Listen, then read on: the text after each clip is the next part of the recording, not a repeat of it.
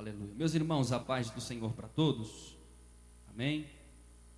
É um prazer imenso retornar aqui, praticamente uma semana depois do aniversário do pastor Daniel, em que estivemos aqui, foi uma bênção. E hoje não será diferente. Quantos vieram por causa de Jesus? Aleluia. Isso é bom, porque quando nós viemos na casa de Deus, nós devemos vir por causa dele. Se nós viemos aqui por um outro motivo, se não for por ele, ou pela dependência dele, na realidade nós perdemos o nosso tempo. Mas eu louvo a Deus que aqui existe um povo que é chamado de adorador, sim ou não? Amém. Então sinta-se na liberdade de adorar a Deus nesta noite. Meus irmãos, eu sou grato a Deus por essa oportunidade que o Senhor nos concede de ministrar a palavra do Senhor mais uma vez.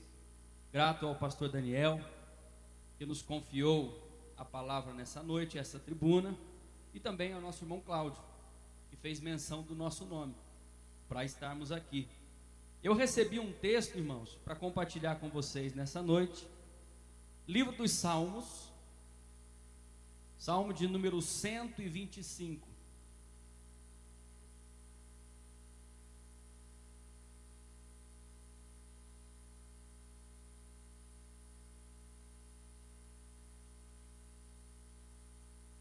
Livro dos Salmos, o Salmo de número 125.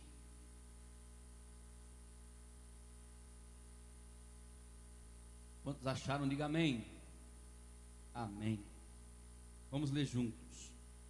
O verso 1 diz assim: os que confiam no Senhor são como o monte de Sião, que não se abala, mas permanece para sempre. Como estão os montes à roda de Jerusalém, assim o Senhor está em volta do seu povo, desde agora e para sempre.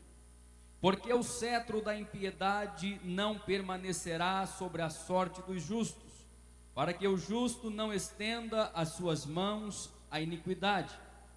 Faze bem, ó Senhor, aos bons e aos que são retos de coração.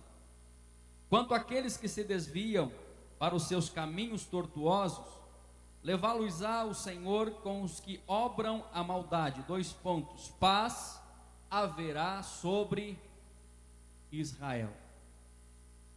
Paz haverá sobre Israel. Eu, antes de entrar na mensagem, eu gostaria de parabenizar aos irmãos por este lindo trabalho em busca da reconstrução familiar. Não existe nada mais importante sobre a face da terra do que a família. Não existe. É bem verdade que existiria família se não existisse igreja, mas fica difícil existir a igreja sem existir a família. Porque como nós estaríamos na casa de Deus se não fôssemos família? A família é o centro da atividade de Deus no que tange na sua aliança com os homens. Porque a aliança de Deus começa não é na igreja, começa lá em casa. O trabalhar de Deus na minha vida não começa aqui, começa lá em casa. O trabalhar de Deus na vida do seu filho não começa na igreja, começa lá em casa. Portanto, a família é de suma importância sobre a face da terra. E quando nós lemos o Salmo de número 125, este salmo faz parte de um conjunto de 15 salmos, chamados Salmos da Peregrinação. Diga, peregrinação. Estes 15 salmos, segundo os rabinos e o Talmud, eles eram entoados a cada degrau que eles subiam no templo. Porque na verdade ali haviam 15 degraus. Ou seja, quando nós começamos no Salmo de número 120, que é o primeiro hino de peregrinação, nós estamos no primeiro degrau. No 121 nós estamos no segundo degrau. No 122, no terceiro degrau. No 123, no quarto degrau. No 124, no quinto degrau. E quando eles entoam o Salmo de número 125, que foi o salmo lido nesta noite, eles estão em cima do 6º degrau. E quando eles estão ali, eles começam: os que confiam no Senhor são como os montes de Sião, ou como o monte de Sião, que não se abala, mas permanece para sempre. E aí tem algo interessante, porque eles estão sobre o 6º degrau. O 6º degrau é o número 6, e nós sabemos que pela numerologia bíblica, o número 6 é o número da imperfeição. Nós sabemos que o número 6 é o número do homem, que o número 6 é o número da falibilidade do homem, porque o homem é falho. Mas o salmista, quando ele sobe o 6º degrau, ele sabendo da sua falibilidade, da sua fragilidade, ele diz assim: mas os que confiam no Senhor são como o monte de Sião, que não se abala, mas permanece para sempre. Porque nós sabemos que somos fracos, então nós temos em quem confiar. Nossa confiança está no Deus de glória Todo-Poderoso. Quando o salmista ele escreve os que confiam, aqui ele usa um termo no hebraico que se chama batak. E batak não é simplesmente uma confiança, ou algo que eu tenho esperança. Esta palavra, ela traz para nós o significado de convicção, de certeza. Mas a certeza não está na minha confiança, a certeza está em quem eu deposito a minha confiança. Por isso que em cima do degrau de número 6, eles dizem: eu confio no Senhor, eu não sou nada, mas Ele é. Eu não posso nada, mas Ele pode. Eu não sei nada, mas Ele é. Ele sabe e Ele tudo pode na nossa vida. Quando o salmista escreve isso, sabendo que ele está no 6º degrau, ele diz: eu sou homem, mas ele tem certeza de que aquele que está lá em cima é Deus. Por isso o salmista começa dizendo assim: os que confiam no Senhor. Mas os que não confiam também existem, porque aqueles que não confiam são como areia. Areia, bate um vento, ela não sabe para onde ela vai. Os que não confiam são como areia, porque além de não saber para onde vai, às vezes são traiçoeiros. Quantas vezes nós somos pegos de surpresa, quando vem um turbilhão de vento e traz aqueles ciscos de areia e entram nos nossos olhos? São os que não confiam no Senhor. Os que não confiam no Senhor são como os mares, que vivem sempre agitados sobre as ondas. Os que não confiam no Senhor são como os ventos, que não sabe de onde vem, não sabe para onde vai. Mas os que confiam no Senhor são como o monte de Sião, que não se abala, mas permanece para sempre. Ele é forte, ele é seguro e ele é confiante.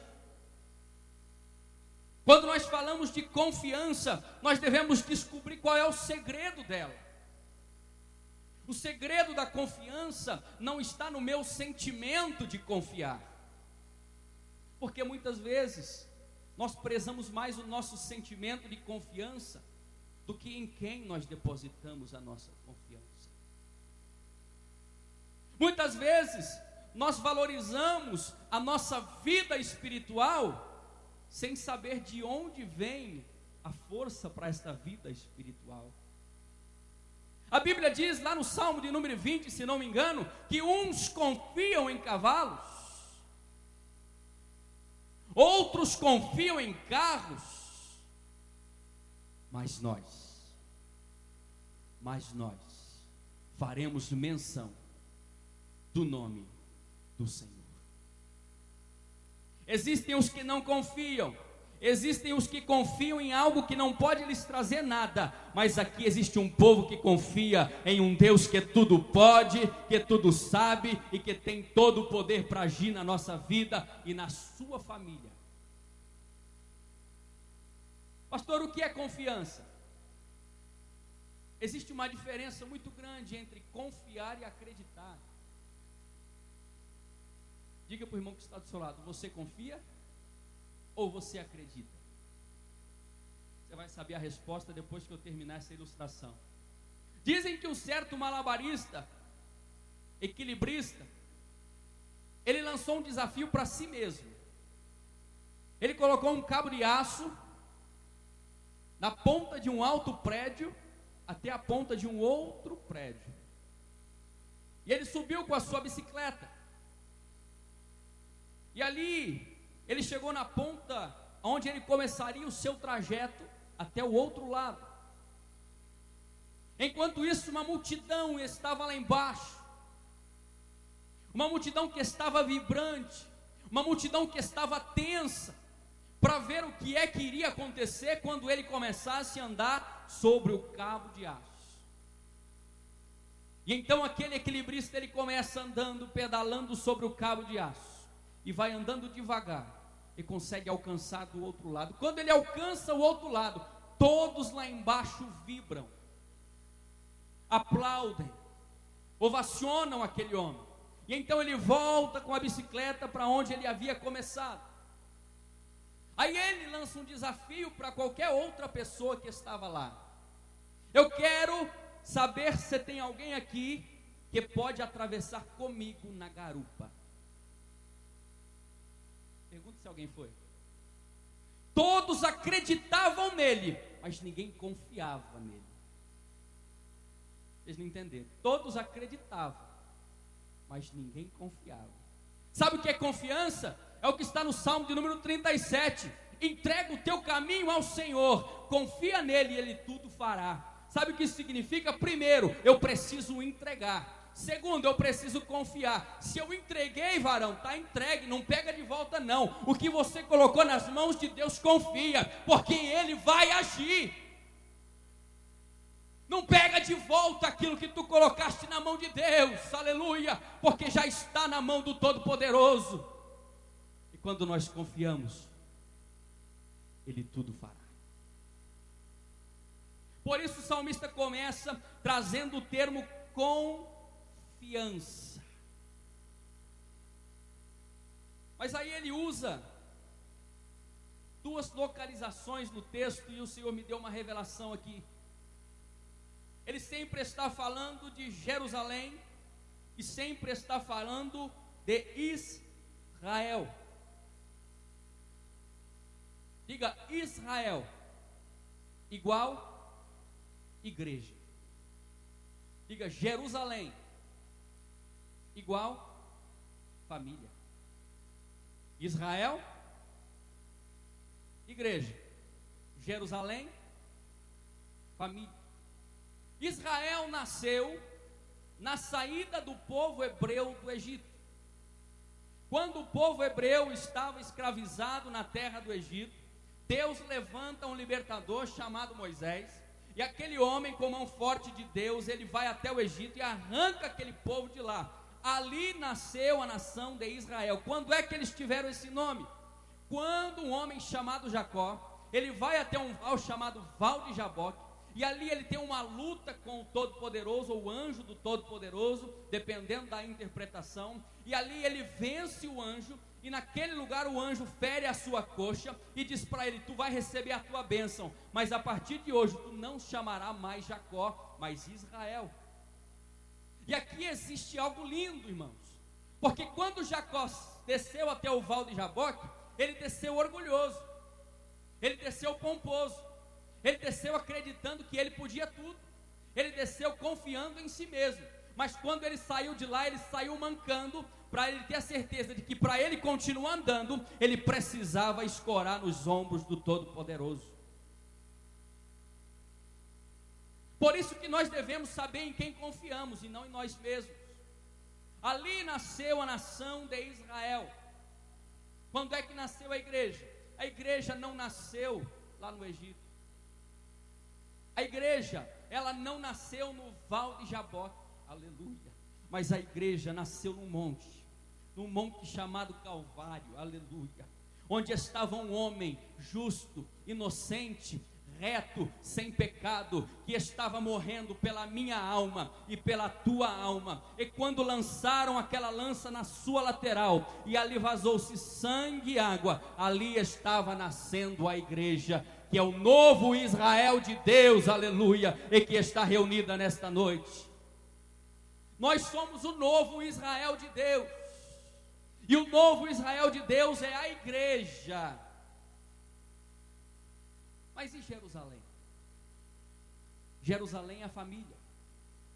O termo Jerusalém significa fundamento de paz, ou fundamento de Salém, origem do termo Shalom, que significa paz. Ou seja, onde está a origem da paz na igreja? Na família. Não adianta nós virmos para a igreja cobrar o pastor da igreja, os obreiros da igreja, que precisa ter paz, se na minha casa não tem paz. Porque é na família onde está o fundamento da paz.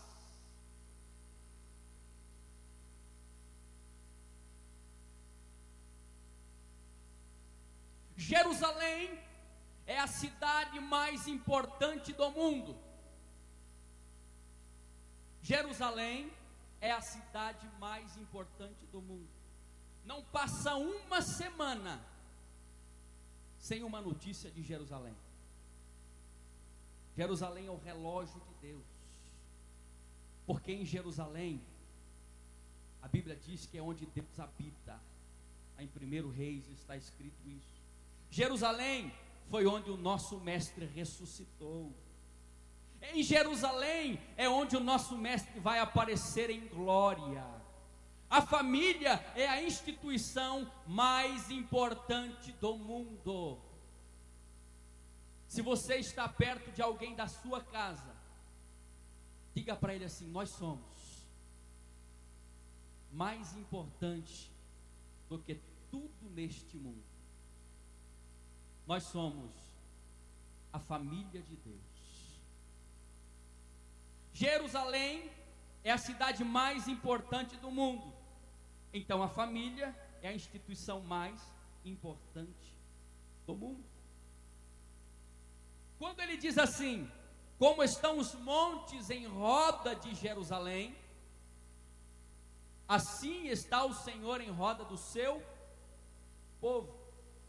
E aqui tem algo lindo, irmãos, porque Jerusalém está rodeada de 5 colinas, 5 montes. Mas Jerusalém também é um monte. Mas quem quer enxergar Jerusalém precisa subir as colinas para poder enxergá-la. A única brecha que existe para se entrar em Jerusalém é pelo norte. Onde está o norte? Onde está o norte? É o único lugar aberto para se entrar em Jerusalém.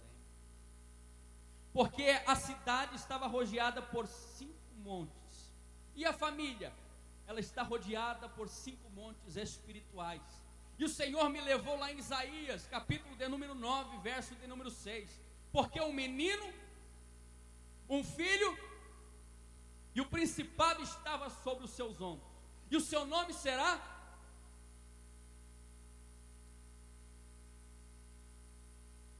Pai da eternidade e Príncipe da paz. Quantos montes estão em volta de você? Conselheiro, Deus forte, Pai da eternidade. São 5 montes que estão em volta de você, assim como os montes estavam em volta de Jerusalém. A tua família está protegida por Deus. A tua família está protegida por Deus. A tua família está protegida por Deus. Quando o salmista estava dentro de Jerusalém, aleluias, ele ergue os teus olhos e diz assim: eleve os teus olhos para os montes. De onde me virá o socorro? De onde virá o meu socorro? Onde eu conseguirei tirar o refúgio da minha vida? Ele parou de olhar para os montes e olhou um pouquinho mais para cima. O meu socorro vem do Senhor, aleluia, que fez os céus, a terra, os montes, aleluia. Nós estamos protegidos por um Deus todo-poderoso, aleluia.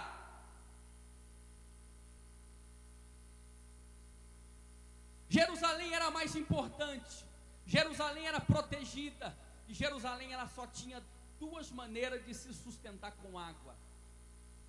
Isso é forte, irmãos.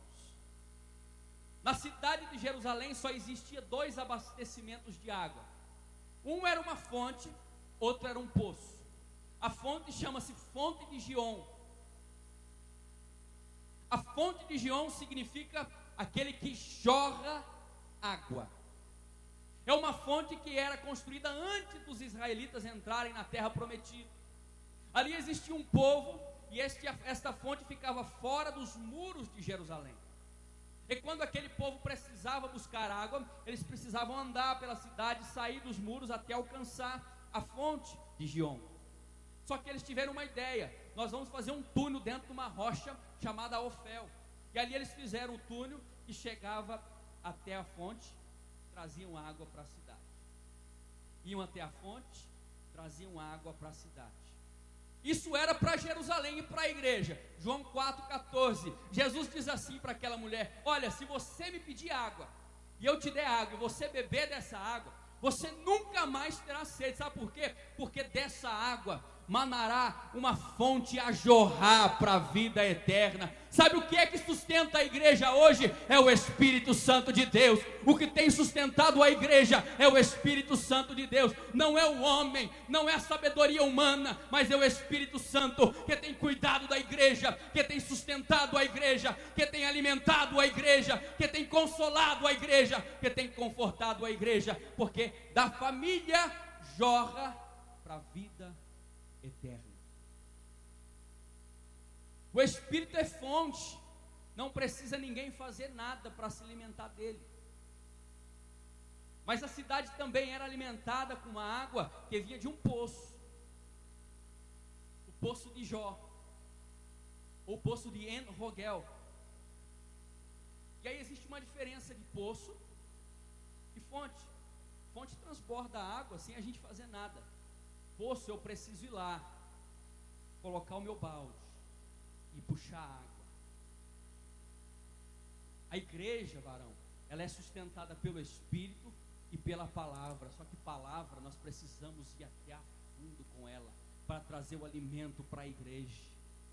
Nós precisamos descer o balde na palavra e trazer água pura e saudável para alimentar a igreja. Ei, igreja, eu vou dizer uma coisa para você que é família nesta noite: não te preocupes, porque a sustentação vem do céu, aleluia. Não vai te faltar Espírito Santo e não vai te faltar palavra, porque vocês têm um pastor que dá palavra, dá pão, aleluia, dá um maná celestial e alimenta e sacia a tua alma. Jerusalém é família, Jerusalém é a mais importante do mundo. Jerusalém é família, Jerusalém é sustentada pelo Espírito e pela palavra. Jerusalém, ela é família e ela é protegida por 5 montes.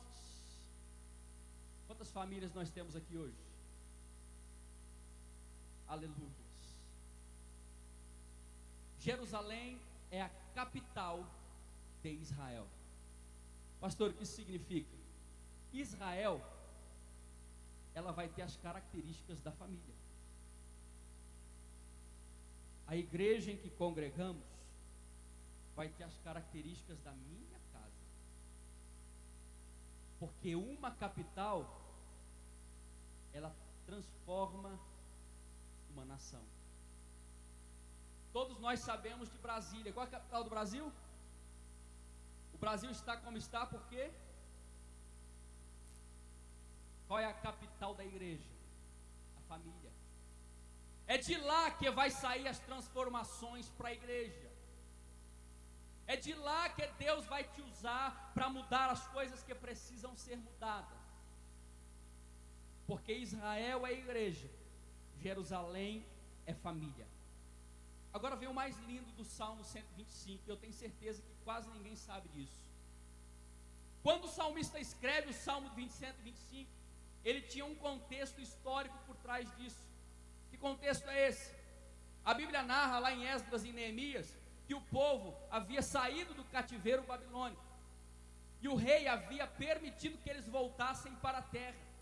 Só que quando eles chegaram na terra de Jerusalém, família, ali os muros estavam derrubados, as portas estavam destruídas, o templo estava destruído. E aí aquele povo foi para reconstruir os muros. Diga-se Jerusalém igual família. Jerusalém igual, aquele povo foi para Jerusalém para reconstruir os muros, para levantar os muros. Só que quando eles começam a levantar os muros, surgem as oposições.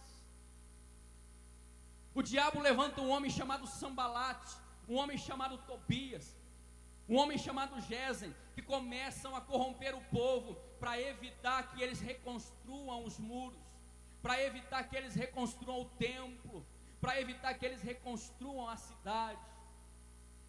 Está pensando que quando você vai fazer uma obra de Deus, não vai levantar opositores? Vão levantar e muitos. Vão levantar e muitos que vão tentar fazer com que você pare, que vão zombar da tua obra, que vão dizer para você, você não vai conseguir. Mas lá no Salmo de número 2, se eu não me engano, versículo 4, a Bíblia diz que Deus vai rir destes zombadores, porque eles vão até se levantar contra você, mas você vai continuar a obra. Eu estou chegando para o final da mensagem. Jerusalém é igual família. A Bíblia fala que levantaram-se os opositores, vieram opositores de todos os lados, norte, sul, leste, oeste. Eles estavam desesperados, porque eles precisavam reconstruir os muros. Aí os anciãos daquela terra começaram a chorar, porque eles se lembraram do templo de Salomão, e começaram a prantear, este templo é pequeno, este templo não vai caber ninguém. Aí Deus levanta um profeta para confortar o povo e diz assim: a glória da segunda casa será maior do que a da primeira, a glória da segunda casa será maior do que a da primeira.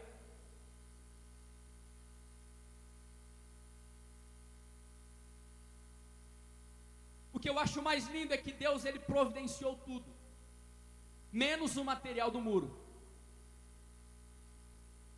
As portas, eles conseguiram madeira em todos os outros lugares.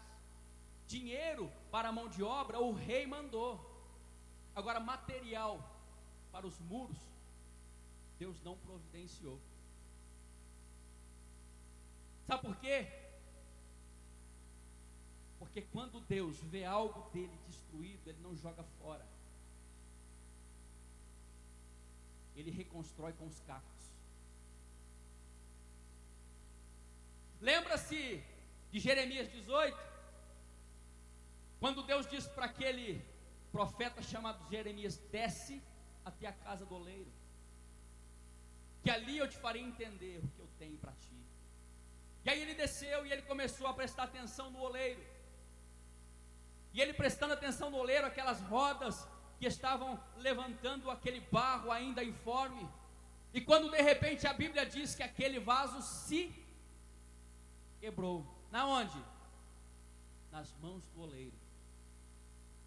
O oleiro não pegou aqueles cacos e lançou pela janela, porque era comum o oleiro fazer isso.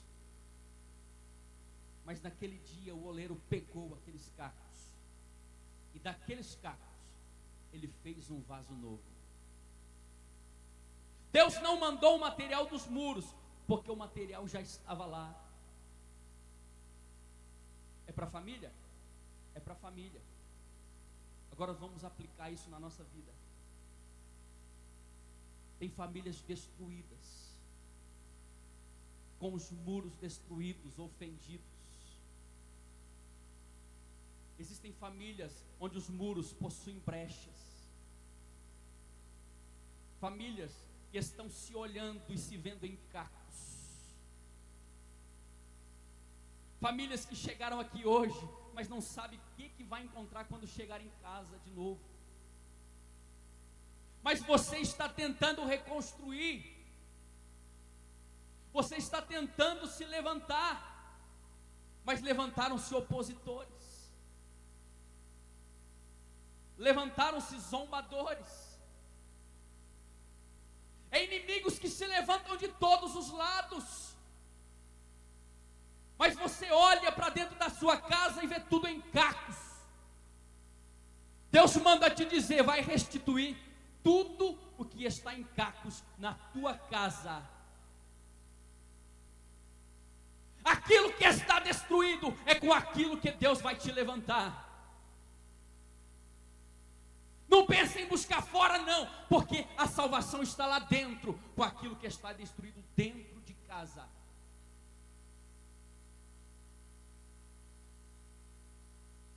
Talvez você está pensando em desistir. Eu não aguento mais o meu filho. É como um muro fendido, quebrado, moído. Deus vai levantar ele do jeito que ele está.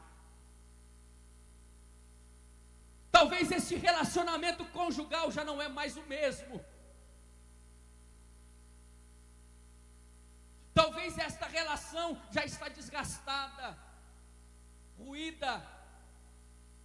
Deus diz que aquele amor do passado, Ele vai reconstruir com o que você tem hoje.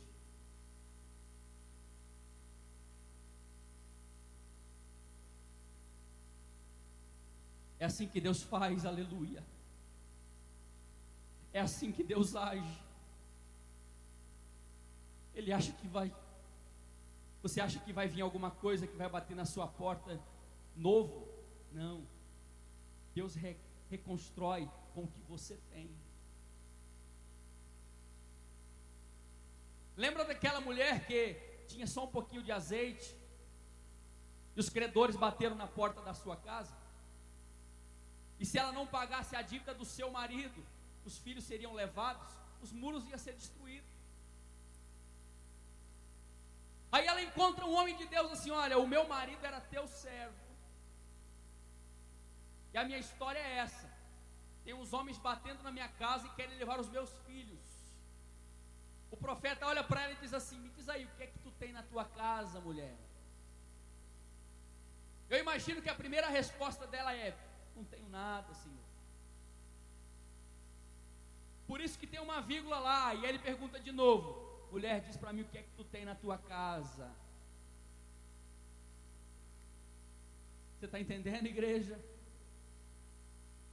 É com aquele pouquinho que você tem em casa que Deus vai fazer o milagre. É com aquela coisinha que você acha que não vale mais nada que Deus vai fazer o milagre.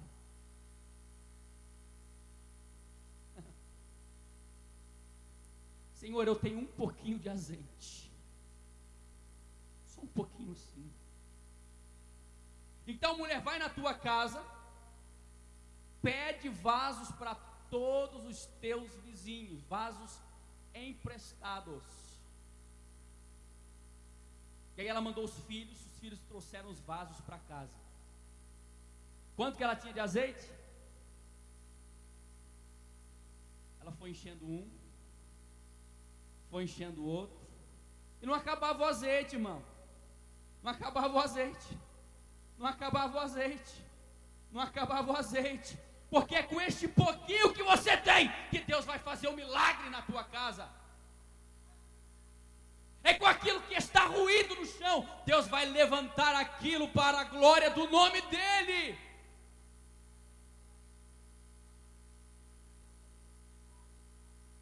Aquela mulher encheu todos os vasos, foi até o homem de Deus e diz assim: ó, está tudo cheio.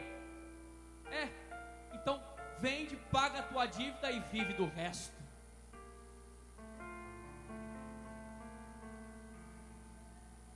Eu quero orar pelas famílias nesta noite. Famílias que estão com os muros fendidos. Famílias que estão com os muros desmoronados. Porque Deus vai restituir nesta noite. Não foi em vão este hino restitui. Eu queria orar enquanto vocês louvam o hino restitui. Quero pedir para que a igreja se coloque de pé em nome do Senhor Jesus.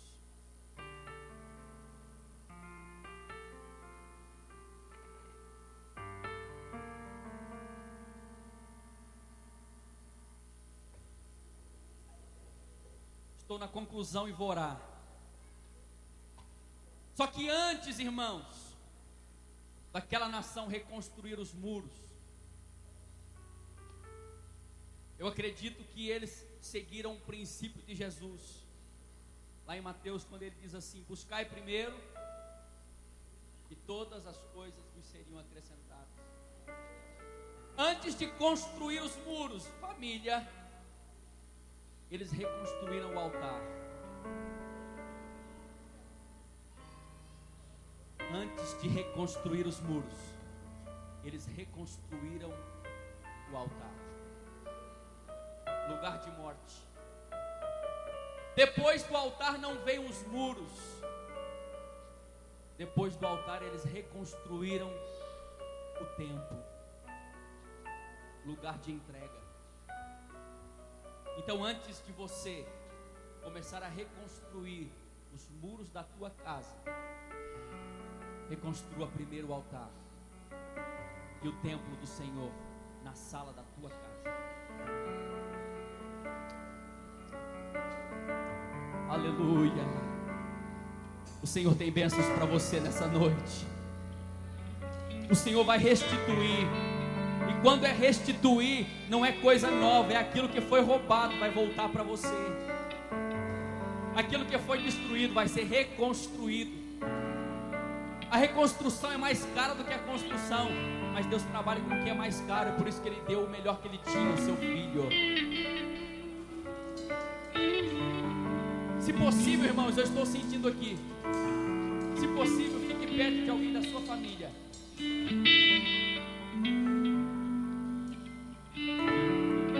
Vocês me entenderam? Se possível, fique perto de alguém da sua família e abrace essa pessoa agora.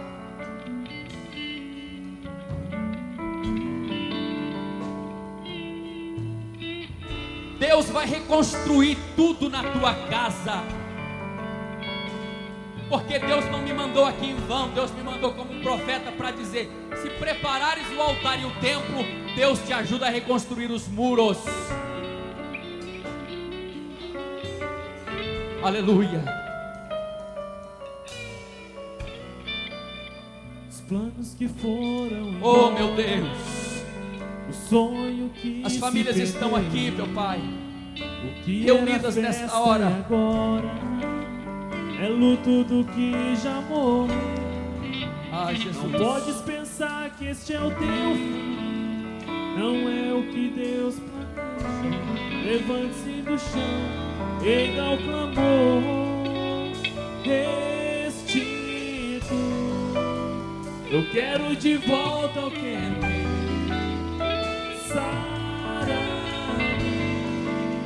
E põe teu azeite em minha dor. Restitui,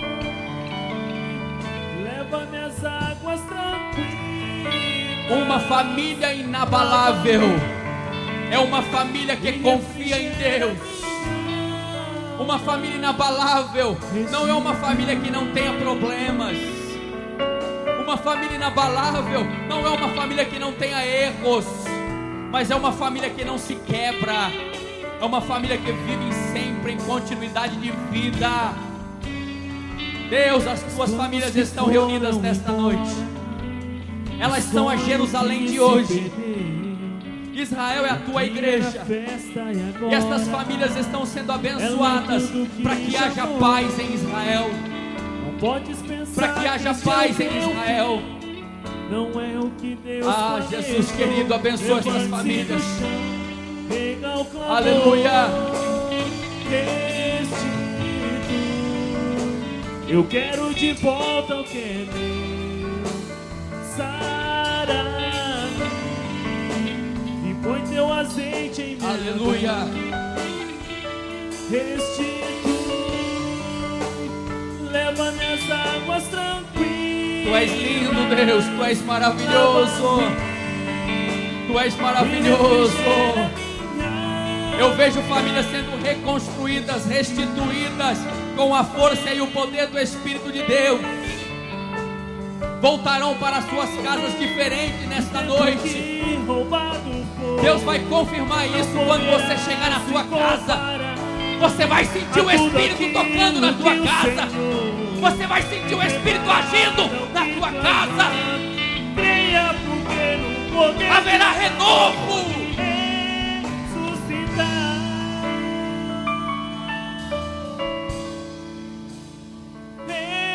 Aleluia. Eu quero de volta o que é meu. Aleluia. O renovo aí, ó o renovo, ó o renovo, ó o renovo de Deus.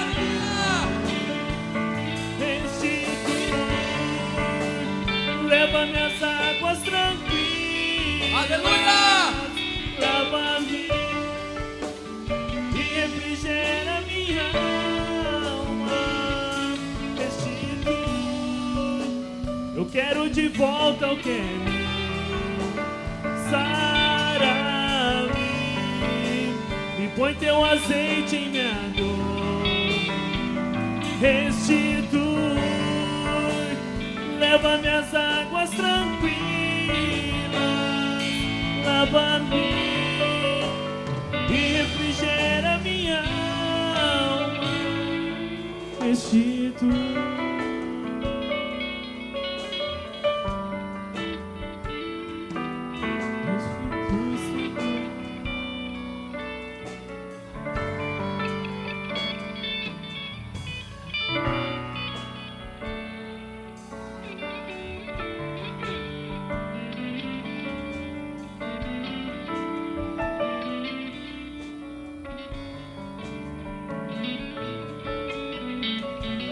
Aleluia.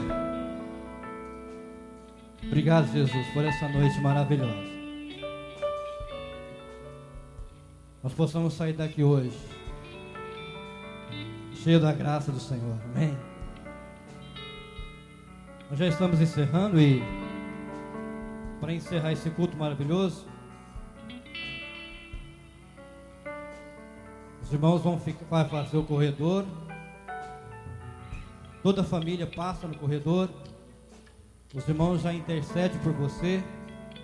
O pastor já vai ungir você também, para você ter uma semana abençoada em nome de Jesus. Amém? Os irmãos, por favor, já pode posicionar ali. Os irmãos encerram com um louvor. E assim nós vamos ter uma semana abençoada no nome de Jesus. O pastor vai dar a bênção apostólica. Você com a sua família passa no corredor. Irmão Paulinho pode vir também. Irmão Zeusmar ajudar aqui também, por favor. Passe no corredor. Receba a posição de mãos. O pastor vai ungir você. Você vai sair fortalecido e a semana vai ser abençoada no nome de Jesus.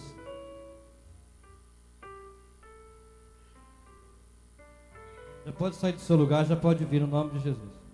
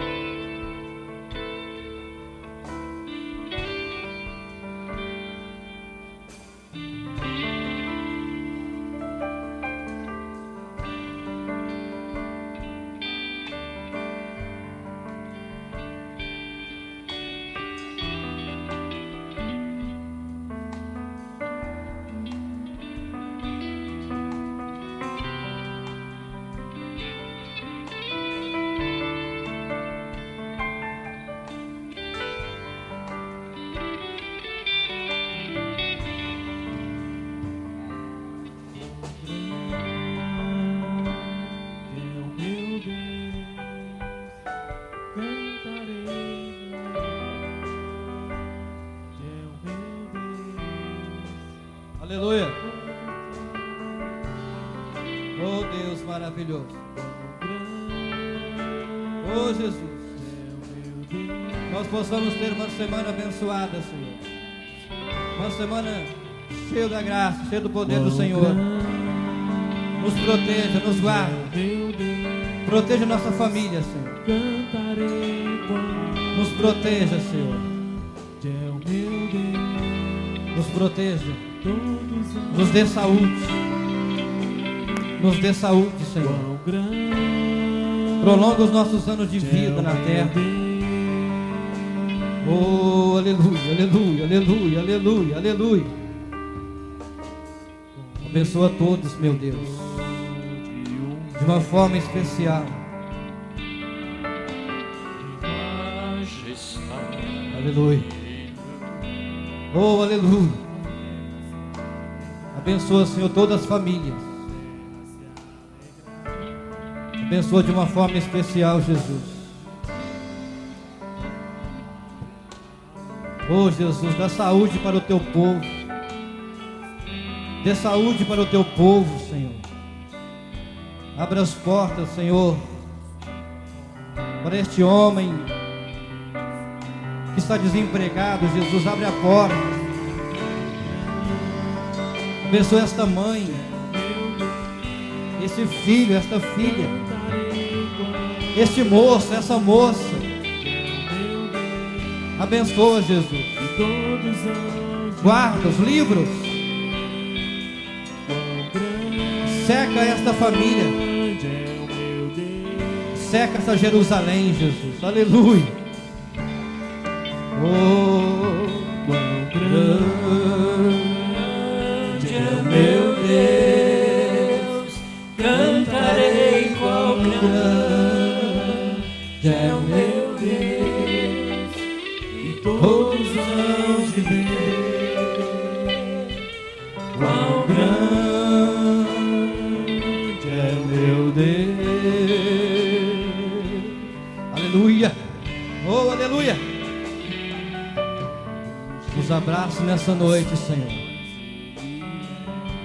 Abraça o teu povo nessa noite, Jesus. Mais e mais. Oh, Espírito Santo.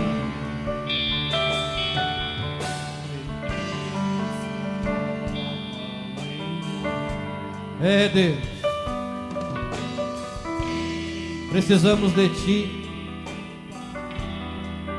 Precisamos do Senhor. Precisamos ser protegidos, Jesus. Oh, Deus,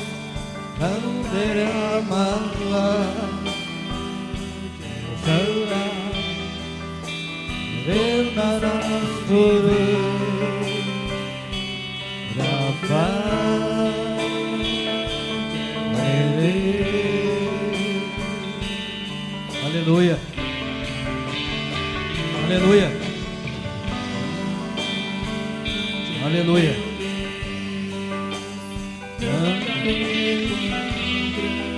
Aleluia.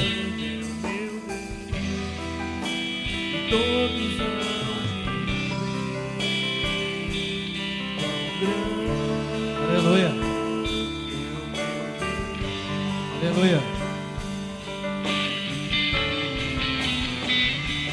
Aleluia.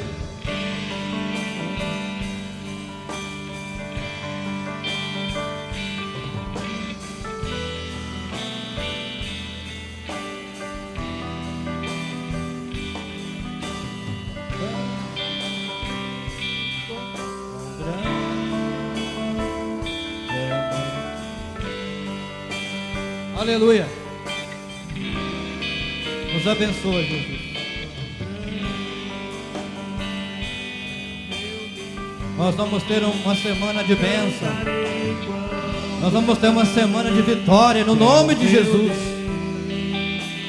Todos hão de ver quão grande é o meu Deus.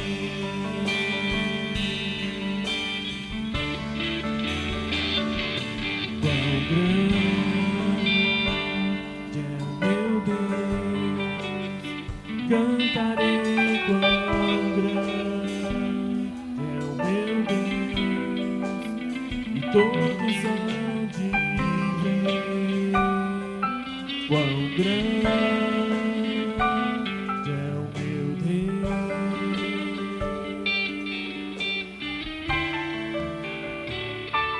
quão grande é o meu Deus, cantarei quão grande é o meu Deus, e todos hão de ver quão grande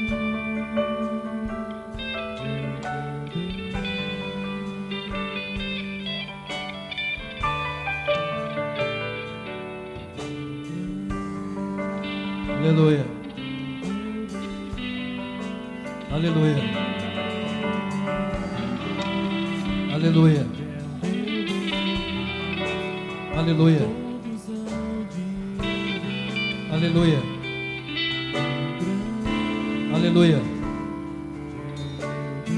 Aleluia.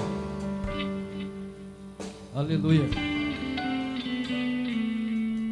Aleluia.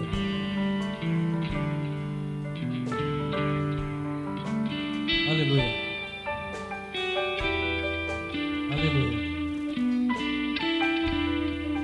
Aleluia. Aleluia. Aleluia. Aleluia. Aleluia. Aleluia. Glória a Jesus. Glória a Jesus.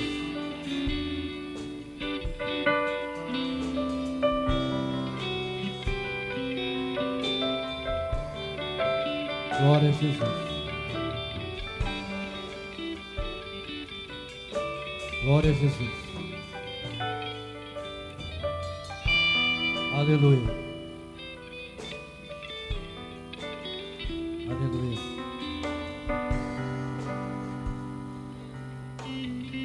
Aleluia.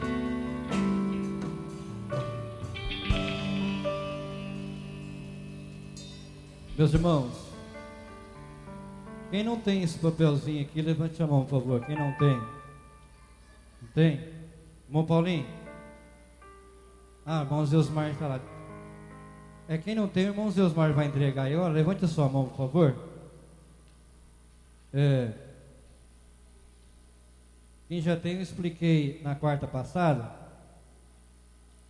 Você abrindo ele, você vai ver escrito família. Aí você vai escrever aí o que você quer que Jesus faça na sua família. E das linhas da vida espiritual e todas as outras linhas que estiverem aí, você coloca todo o nome da sua família. Toda a sua família. No último dia desta campanha, ou melhor, na vírgula, que nós vamos ter continuidade, nós vamos estar, você vai trazer e a gente vai estar orando no nome de Jesus. Todos entendeu? Pode dizer amém? Podemos ficar de pé no nome de Jesus agora, então, por favor. A família do irmão José Osmar parabeniza ele pelo seu aniversário que ocorreu segunda-feira. Teve bolo lá, só não me convidou, né? Parabéns, Deus abençoe o Senhor mais e mais. Deus te dê muita saúde, viu? No nome de Jesus. Como a nossa igreja, a igreja pode dizer um amém bem forte pela vida do irmão José Osmar? Amém. Nós vamos agradecer por esse culto maravilhoso. Eu conto com você. Eu não sei dos recados da semana, não me passaram, mas acho que sexta-feira vai ter o culto de ensino, né? Sexta-feira tem culto de ensino. Sábado vai, com certeza, ter uma coisa, vai ter um culto da mocidade no sábado. Aqui mesmo, né? Porque parece que estava na Sé, vai ser aqui. Culto da mocidade, sábado, aqui na nossa igreja, no nome de Jesus. Culto geral, né? Amém. Domingo, escola bíblica dominical. À noite, o grande culto da família também, em adoração ao Senhor Jesus. Amém? O senhor ora, agradece ao Senhor e dá a bênção apostólica. Oremos ao Senhor. Senhor Deus, Pai, Criador dos céus e da terra, graças te damos, Senhor, nessa noite maravilhosa, por tudo, Senhor, que ouvimos. Pai, é no nome do Senhor Jesus, é que te pedimos que as tuas bênçãos, Senhor, seja sobre cada vida agora, em nome de Jesus. Que o grande amor de Deus, a graça de nosso Senhor Jesus Cristo e as doces consolações do Espírito Santo seja com todo o povo de Deus, todos possam dizer amém.